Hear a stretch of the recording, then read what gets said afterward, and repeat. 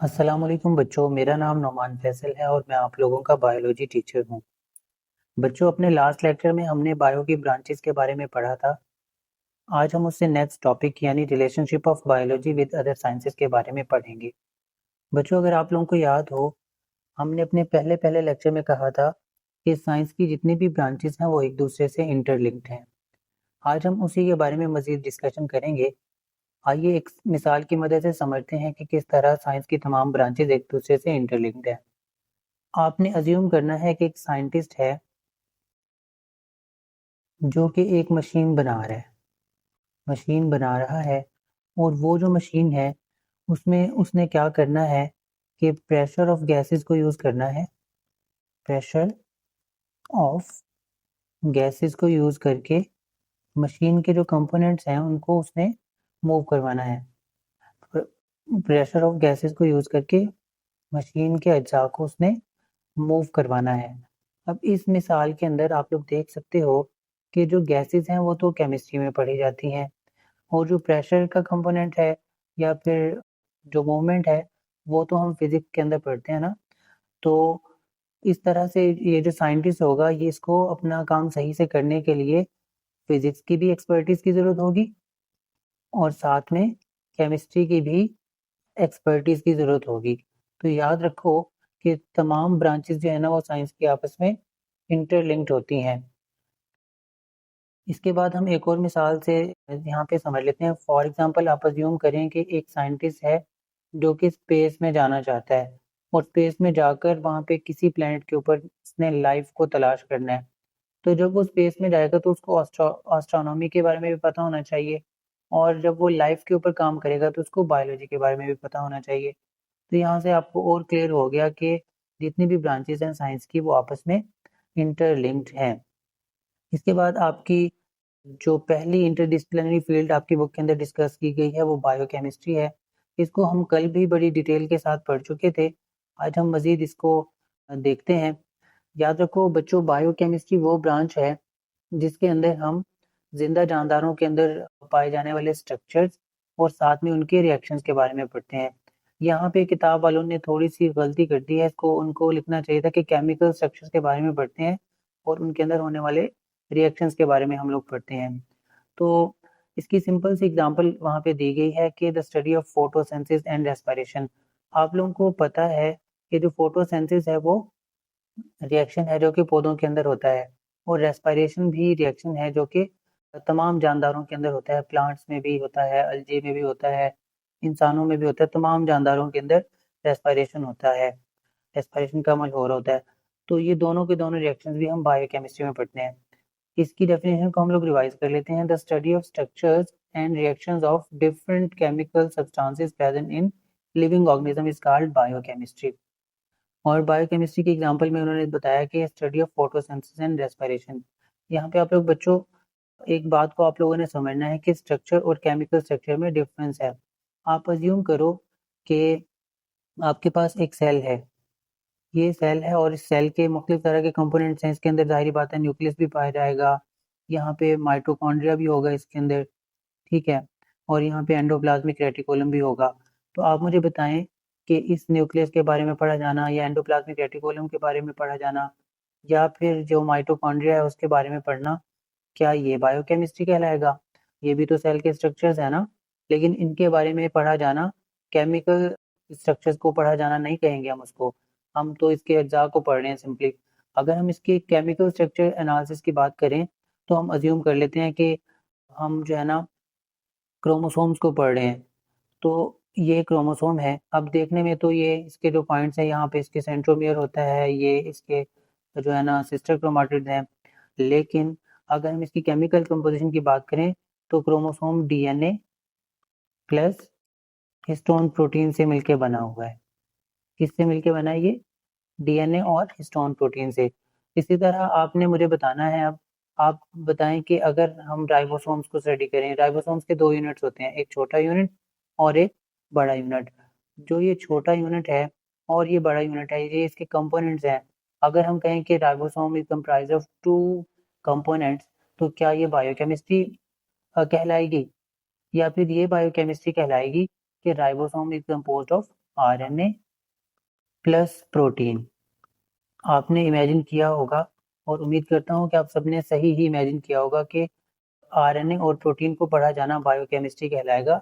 इनके दोनों कंपोनेंट्स को पढ़ा जाना तो सेल बायोलॉजी कहलाएगा। ये सारी बातें हम सेल बायोलॉजी के अंदर पढ़ते हैं। इसके बाद जिस इंटरडिसिप्लिनरी फील्ड को आपकी बुक में डिस्कस किया गया है वो बायोफिजिक्स है। बायोफिजिक्स की जो डेफिनेशन लिखी गई है कि it deals with the principles of physics which are applicable on living processes.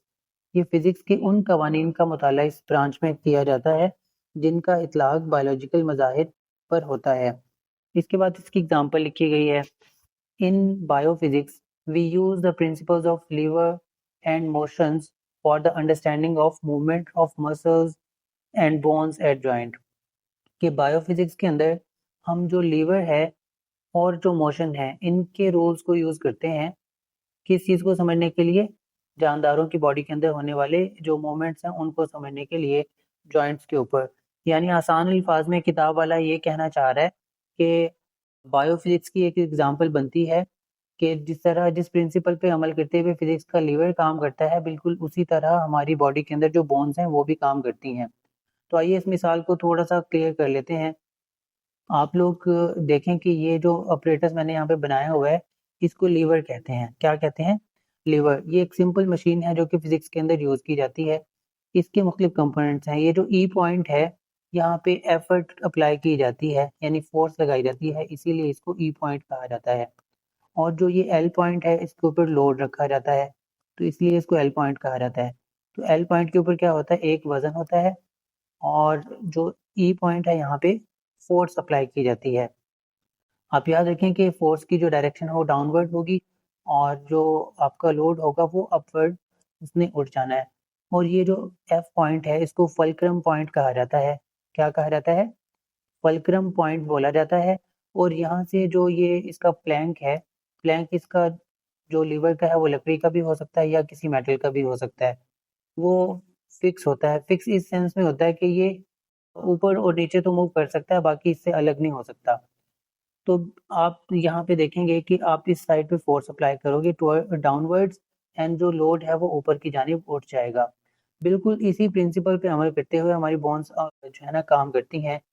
ये जो बोन का मसल है ये जब कॉन्ट्रैक्ट करेगा तो एक फोर्स जनरेट करेगा ये यहाँ से, जो कि इस फल्क्रम वाले पॉइंट पे पड़ेगी जाके। फल्क्रम कौन सी चीज़ फल्क्रम के तौर पे एक्ट करेगी? ये जो बोन का जॉइंट है ना ये फिक्स होता है ना, तो ये फल्क्रम के तौर पे एक्ट करेगा और ये बोन की मूवमेंट इस ऊपर डायरेक्शन में और लोअर डायरेक्शन में अलाउ करेगा। तो होता ये है कि जब ये मसल्स कॉन्ट्रैक्ट करेंगे तो एक डाउनवर्ड फोर्स जनरेट होगी जो कि इस हड्डी को ऊपर की जानिब उठा देगी। बिल्कुल वैसे ही जैसे लीवर के केस में एक डाउनवर्ड फोर्स ने एक बोन को ऊपर की तरफ उठा दिया था। तो ये इसकी एग्जांपल थी। उम्मीद करता हूँ आप सबको समझ आ चुकी होगी। उसके बाद जो थर्ड टॉपिक आपकी बुक में डिस्कस किया गया है वो है कंप्यूटेशनल बायोलॉजी। बच्चों इसकी डेफिनेशन जो वहाँ पे लिखी गई है वो ये है, in computational biology scientist use mathematical models, algorithms and computer simulations to understand the biological systems. तो आइए इसको समझ लेते हैं। इस डेफिनेशन में किताब वाला ये कहना चाह रहा है कि कंप्यूटेशनल बायोलॉजी वो ब्रांच है जिसके अंदर हम मैथ के मॉडल्स को और मैथ के एल्गोरिथम को या फिर कंप्यूटर के एल्गोरिथम्स को या फिर कंप्यूटर के ज़रिए बनाए गए मॉडल्स को यूज़ करते हैं जिंदा जानदारों को समझने के लिए। या फिर हम कंप्यूटर के मॉडल को यूज़ करेंगे या मैथ या कंप्यूटर के एल्गोरिथम्स को यूज़ करेंगे और या फिर मैथमेटिकल मॉडल्स को यूज़ करेंगे बायो को समझने के लिए। अब इसकी एग्जांपल जो वहाँ पे दी गई है वो ये है, for example analysing biological data such as sequence of amino acids in protein. आप प्रोटीन के स्ट्रक्चर को पढ़ रहे हो, आपको पता है ना प्रोटीन अमाइनो एसिड से मिलकर बनती है। फर्ज करिए एक अमाइनो एसिड, ये दूसरा अमाइनो एसिड, तीसरा अमाइनो एसिड। इसी तरह जब बहुत सारे अमाइनो एसिड जुड़ जाएंगे ना तो क्या बन जाएंगे, हमारी प्रोटीन्स बन जाती हैं। हर प्रोटीन के अंदर खास तरह के अमाइनो एसिड्स पाए जाते हैं। तो इन स्ट्रक्चर्स को पढ़ा जाना मॉडल्स बना के, कंप्यूटर के ज़रिए मॉडल्स बना के इन चीज़ों को पढ़ना यानी बायोलॉजिकल चीज़ों को पढ़ना वो कंप्यूटेशनल बायोलॉजी कहलाएगा।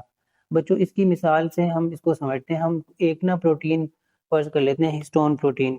इसका डाटा हम लोग ना कंप्यूटर को यूज़ करते हुए थोड़ा सा समझने की कोशिश करते हैं।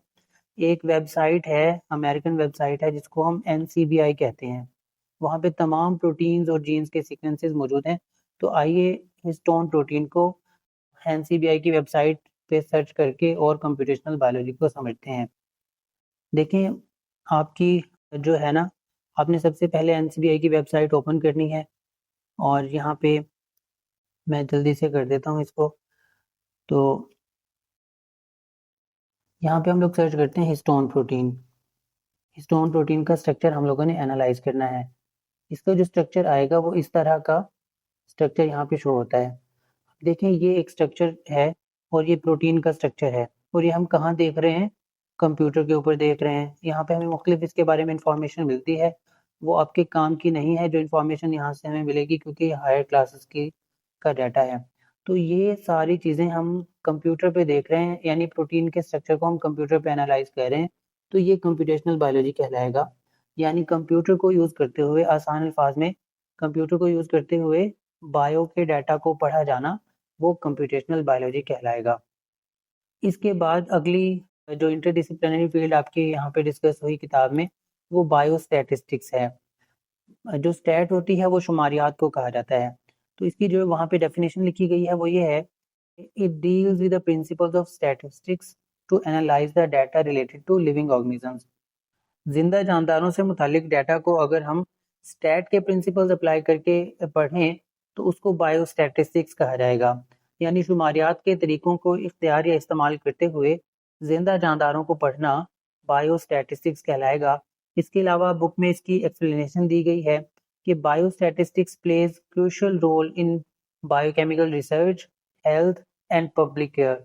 देखें, आपकी जो बायोस्टैट है वो बहुत अहम रोल अदा करती है हर फील्ड में, बायो की भी और बहुत सारी जगहों पे, जहाँ पे भी जो भी इंसान किसी भी फील्ड में रिसर्च करता है, चाहे वो केमिस्ट्री की कोई रिसर्च है, चाहे वो बायो की रिसर्च है, चाहे वो किसी भी फील्ड की रिसर्च है, तो वहाँ पे स्टैट जो है ना बहुत ज़्यादा हेल्प करती है।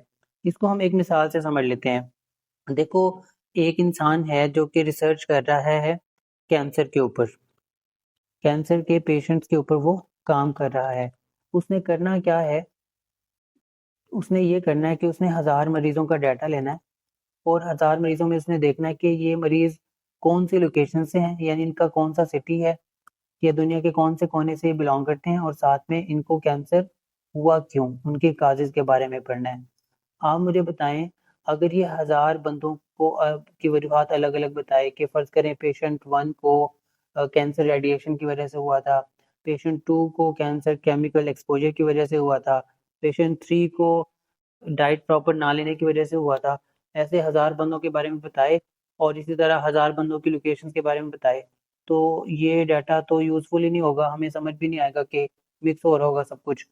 अगर ये क्या करे, स्टैट के प्रिंसिपल्स को अप्लाई करे और ये बता दे कि फ़र्ज़ करें कि पंजाब से जो मरीज़ हैं, वो 500 मरीज़ जो है ना पंजाब से बिलॉन्ग कर रहे हैं, 1000 बंदों में से, और 200 जो है ना वो KPK से बिलॉन्ग कर रहे हैं,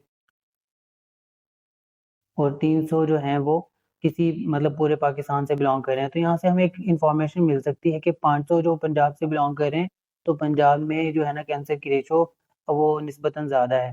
तो याद रखें, जो स्टैट है वो हमें एक कंसाइज़ इन्फॉर्मेशन देती है और इसका यूज़ बहुत अहम है रिसर्च के लिए। तो उसके बाद जिस ब्रांच को आपकी किताब में डिस्कस किया गया है वो बायोटेक्नोलॉजी है। बायोटेक्नोलॉजी एक इम्पॉर्टेंट ब्रांच है आपके पेपर के हिसाब से, ये अक्सर पेपर वाला पिछली किताबों में पूछ लिया करता था। तो इसकी डेफिनेशन हम लोग देख लेते हैं। It is use of living organisms for or their components to develop beneficial products or processes for various fields such as health care, agriculture and environmental management. किताब वाला ये कहना चाह रहा है कि जिंदा जानदारों को यूज़ करते हुए ना इंसान को फ़ायदा पहुँचाना किसी भी तरह से, चाहे वो कोई ज़िंदा जानदार से हम प्रोडक्ट बनवा लें अपनी मर्ज़ी की, चाहे हम अपना कोई जो पॉपुलेशन सॉरी पोल्यूशन को कंट्रोल करने का कोई काम करवा लें, या फिर हेल्थ केयर में कुछ भी करवा लें ज़िंदा जानदारों से, तो वो बायोटेक्नोलॉजी कहलाएगा। आसान अल्फाज में ज़िंदा जानदारों को यूज़ करते हुए इंसान के लिए प्रोडक्ट्स बनवाना या कोई इंसान का काम करवाना, वो बायोटेक्नोलॉजी कहलाएगा। इसकी एक्सप्लेनेशन जो बुक के अंदर दी गई है, ये एग्जांपल भी दी गई है, वो ये है कि the production of insulin using bacteria. आपने इसी तरह इसको है कि बायोटेक्नोलॉजी की डेफिनेशन लिखनी है सबसे पहले और उसके बाद उसकी एग्जांपल लिख देनी है, आपको 2 मार्क्स मिल जाएंगे। देखें इंसुलिन कैसे पैदा होती है बैक्टीरिया से, ये किताब वाले ने कहा है, तो इसको एक डायग्राम की मदद से समझ लेते हैं। देखें आपको पता है कि हमारे जो सेल्स हैं उनके अंदर सेंटर में न्यूक्लियस पाया जाता है और न्यूक्लियस के अंदर क्रोमोसोम्स होते हैं और क्रोमोसोम्स के अंदर जीन होते हैं, ये हम अपने लास्ट लेक्चर में पढ़ चुके थे। ये जो जीन है, जीन ऑफ इंटरेस्ट इसको कहा जाता है, और इंसुलिन का जीन है ये, इस जीन को निकाला जाएगा और बैक्टीरिया के डीएनए के अंदर इसको मिक्स किया जाएगा। ये जो बैक्टीरियल डीएनए है बाद में हम इसको दोबारा से बैक्टीरिया के अंदर ट्रांसफर कर देंगे और जो बैक्टीरिया है इसको हम एक प्रॉपर कल्चर मीडियम देंगे और ये जो कल्चर मीडियम है ये बाद में इस जो बैक्टीरिया, क्योंकि इसके अंदर इंसुलिन का जीन आ चुका है जो कि इंसान से लिया गया था, अब ये क्या करेगा, एक मुकम्मल हमारी प्रोडक्ट यहाँ पे बनाना शुरू कर देगा। तो सिंपल आपने लिखना क्या है अपनी किताब के पेपर के अंदर, वो ये है कि बायोटेक्नोलॉजी वो ब्रांच है जिसके अंदर हम यूज़ करते हैं माइक्रो ऑर्गेनिजम्स को स्पेसिफिकली क्या करने के लिए, अपने इंसानों को फ़ायदा पहुंचाने के लिए। इसकी एग्जांपल उसके बाद लिख देनी है। आपकी बुक के अंदर जो लास्ट इंटरडिसिप्लिनरी फील्ड डिस्कस की गई है वो है बायो इकोनॉमिक्स। बायो इकोनॉमिक्स की डेफिनेशन जो वहाँ पे लिखी गई है वो ये है, it deals with the study of organisms for economical point of view. यानी पैसे के एतबार से जब हम जानदारों को पढ़ते हैं तो वो बायो इकोनॉमिक्स कहलाएगा।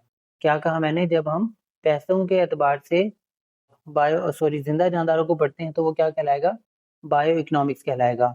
उसके बाद इसकी एप्लीकेशन लिखी गई है कि bio economics calculate the cost and profit of biological projects. याद रखें यहाँ पे अगर हम बायो इकोनॉमिक्स पढ़ रहे हैं तो हम सिर्फ जिंदा जानदारों के बारे में ही पढ़ेंगे। फर्ज करें एक कोई बायोलॉजिकल प्रोजेक्ट है, यानी किसी इंसान ने कोई जिंदा जानदारों का कोई कारोबार किया हुआ है, तो वो उस पे कंक्लूड करेगा कि भाई मैंने फर्ज करें 3 माह कारोबार किया और 3 मंथ्स में मेरी कितनी जो है ना वो कॉस्ट लगी, यानी मैंने कितना खर्चा किया। उसके बाद जब वो कारोबार के बाद फर्ज करें उसने कोई जानवर पाल रखे हैं, जानवर क्योंकि जिंदा हैं तो वो बायो के अंदर आएंगे, तो उसने जानवर पाले और जानवरों पे फर्ज कर लेते हैं हमारे 3 लाख रुपए उसका खर्चा आ गया।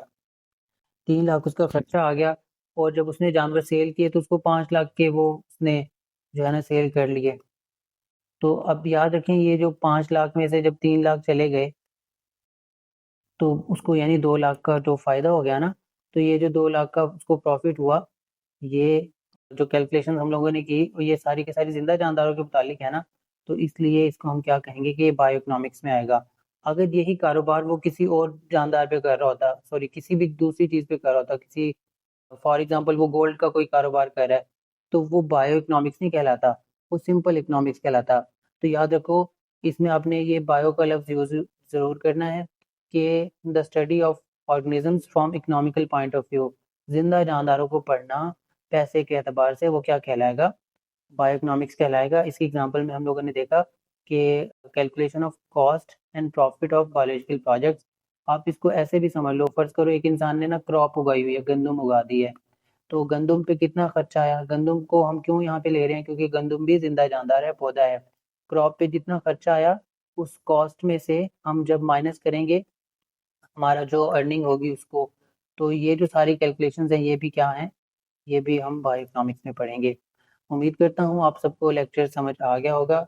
बच्चों अगर आप लोगों को कोई क्वेश्चन हुआ करे तो आप प्लीज़ कमेंट सेक्शन में उसको लिख दिया करें। मैं इंशाल्लाह कोशिश करूँगा कि आप सबके सवालों के तमाम जवाब अच्छे तरीके से दूँ।